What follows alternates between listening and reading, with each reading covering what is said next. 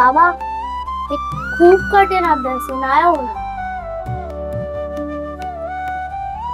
बाळा, एक गोष्ट सांगू का?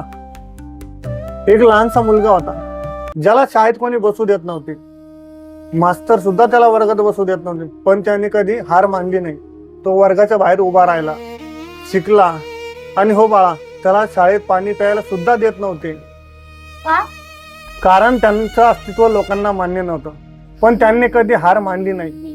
ते जिद्दीनं शिकले, मोठे झाले आणि एक दिवस आपल्या शिक्षणाने असं घडवलं की संपूर्ण देश त्यांच्या पुढे नतमस्तक झाला. कोण होते?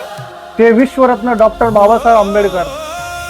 पण बाळा, त्यांनी आपल्याला एक सांगितलं, शिका, संघटित व्हा आणि संघर्ष करा.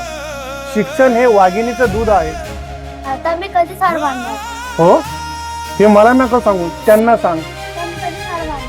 जय भीम.